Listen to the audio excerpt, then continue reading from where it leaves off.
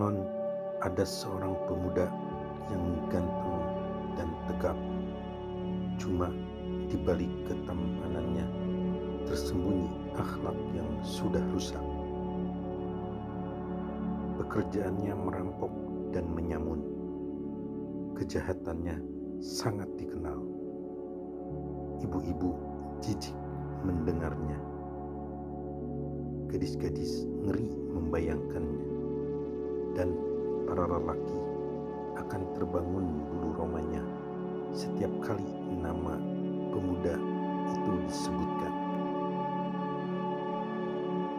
Rupanya pemuda itu telah bosan dibenci dan ditakuti orang.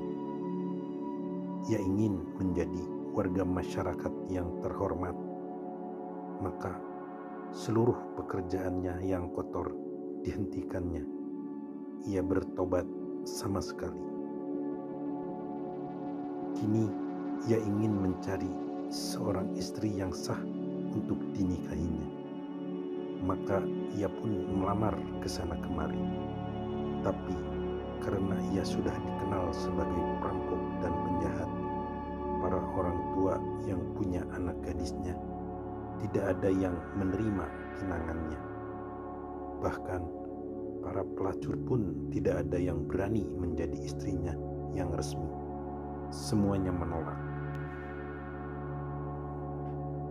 Dalam keadaan hampir patah semangat, pemuda itu mendatangi sebuah warung terpencil tempat menjual wanita-wanita. Kepada si tukang warung, ia mengutarakan maksudnya. Si tukang warung menjawab, "Kebetulan ada gadis saya di sini. Sudah 3 tahun tidak laku-laku. Apa saudara mau?" Dengan bersinar-sinar mukanya, pemuda itu mengangguk dan langsung membayar tunai harga gadis itu. Lantas ia diantarkan ke kamarnya. Begitu masuk, alangkah kaget pemuda itu. Calon istrinya adalah seorang gadis yang hitam lebam kulitnya.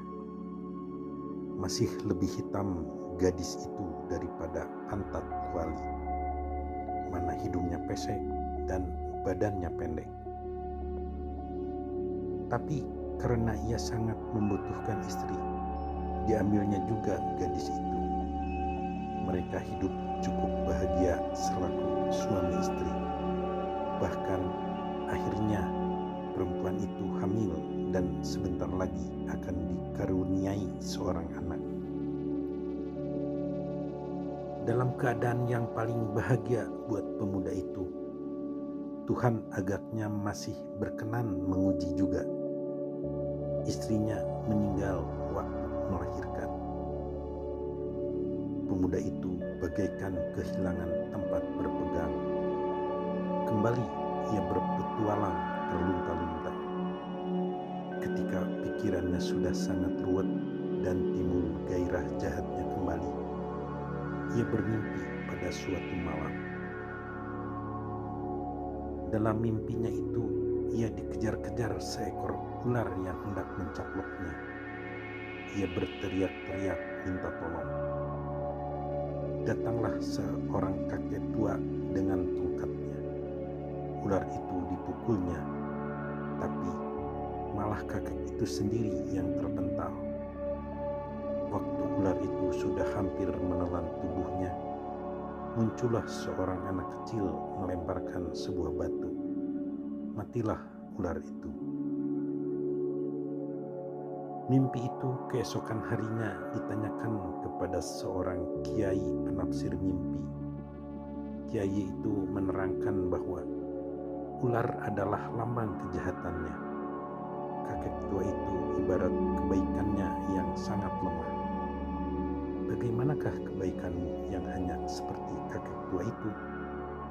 Untunglah engkau sudah ada niat bertobat, yakni anak kecil itu.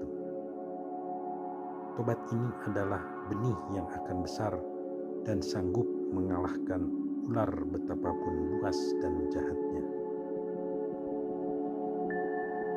Mendengar takwil mimpi itu, surutlah niat jahatnya, maka ditahanlah nafsu busuknya dan ia bertobat. Untuk menghidupi sehari-harinya mendapatkan makan, pemuda itu mengail ikan di sungai. Pada suatu hari, udara sangat panas, perutnya sudah keroncongan, akan tetapi belum didapatnya seekor ikan pun. Tengah ia menderita semacam itu, tiba-tiba ada sebuah jambu dihanyutkan arus air di depannya. Buru-buru ditangkapnya buah itu dan dimakannya. Namun alangkah kaget dan takut pemuda itu, sebab setelah jambu tersebut habis dimakannya, mendadak badannya panas dan berubah menjadi hitam. Terbesit kesadaran dalam otaknya. Ah, ini pasti barang haram. Aku harus minta halal kepada yang punya pohon jamu. Maka berangkatlah pemuda itu menyusuri tepian sungai mencari empunya pohon jamu. Di suatu kampung ada seorang kakek tengah berkacak pinggang sambil mengomel sendirian. Dasar manusia sudah berubah menjadi monyet-monyet. Jambu orang dipetik tanpa permisi. Pemuda itu mendekat dan berkata, "Kiai, saya mau minta relanya." Kakek itu menoleh dengan muka masam. "Rela? Rela apa?" "Saya menumbuhkan jambu di sungai dan telah saya makan." "Pantaskah itu? Jambu sudah dimakan baru minta rela," ejek si kakek sambil cemberut. "Tapi jambu itu terbawa arus sungai. Saya tidak memetiknya dari pohon." "Sejak kapan sungai bisa mengeluarkan jambu, ha? Kau mesti membayar." "Saya tidak punya uang," sahut pemuda itu. "Enak saja. Baiklah, aku kasih kesempatan. Kerja di sini 1 tahun, baru kuberikan rela itu." Lantas kakek itu pergi begitu saja. Pemuda itu mau menawar, tapi kakek itu sudah lenyap ke dalam rumahnya. Karena betul-betul mau bertobat, dipatuhinya perintah kakek itu. 1 tahun ia dipelihara kebunnya tanpa dibayar sedikit pun. Sesudah habis masa setahun, ia datangi si kakek dan berkata, "Sudah setahun saya bekerja di sini. Sekarang saya akan permisi." Dengan enaknya si kakek menjawab, "Setahun itu buat membayar harga jambu. Padahal pohon jambu itu milik anakku. Maka untuk menebus kesedihan anakku, kau harus bekerja lagi di sini 1 tahun." Terpaksa pemuda itu menuruti perintah si kakek. Setahun lagi ia bekerja, juga tidak dibayar sama sekali. Siang malam ia memelihara kebun tersebut. Untuk berteduh dari panas dan hujan, ia membuat sendiri sebuah gubuk kecil, dan ia tidak pernah kemana-mana. Maka alangkah riang hatinya tatkala masa setahun yang kedua itu pun selesai.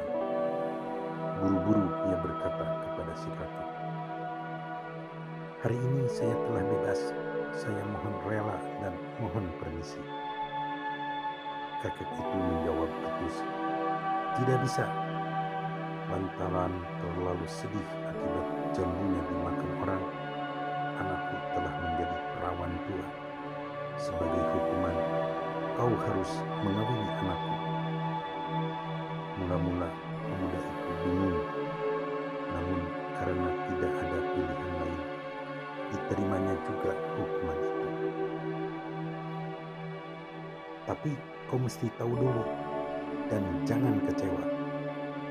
Anakku itu kakinya lumpuh, matanya buta, kupingnya tuli, dan tangannya buntung.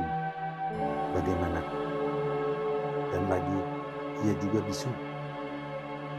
Bergidik pula hati pemuda itu, lumpuh, buta, tuli, buntung dan bisu. Bagaimana mesti kawin dengan gadis seperti itu? Tetapi ia mengangguk juga. Kakek itu tampak sangat gembira. Kemudian si kakek bertanya, "Siapakah namamu?" Pemuda itu menjawab, "Nama saya Ibnu Hajar." Setelah dilaksanakannya akad nikah itu, maka menantunya tersebut dipersilahkan masuk ke kamar. Dengan berdebar-debar, Ibnu Hajar memasuki ruangan itu. Indah betul kamarnya, cuma pengantin perempuannya masih tetap bersembunyi di balik kelambu. Ibnu Hajar melangkah ke ranjang, lantas disingkapnya kelambu itu. Ia terkejut dan berlari keluar. Matanya merah, napasnya tersengal-sengal. "Mengapa kamu keluar dengan sikap demikian?" tanya mertuanya. "Dia bukan istri saya," jawab Ibnu Hajar. "Dia sudah sah menjadi istrimu," mertuanya menegaskan. "Istri saya lumpuh, buta, tuli, buntung dan bisu. Dia sangat cantik, badannya mulus, tidak ada cacat sama sekali." Kakek itu tertawa. "Sesungguhnya dia adalah istrimu.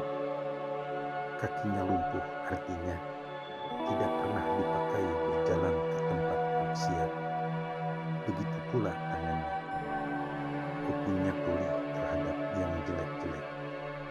Dia bisu, maksudnya tidak pernah berbicara yang kotor-kotor. Dan matanya buta, sama sekali tidak mau melihat yang dilarang oleh agama. Dialah anakku, dan kalian akan hidup bahagia serta memperoleh keturunan yang soleh." Demikianlah taubat dan kesetiaan telah mengangkat derajat Ibnu Hajar ke dalam keberuntungan hidup yang hakiki.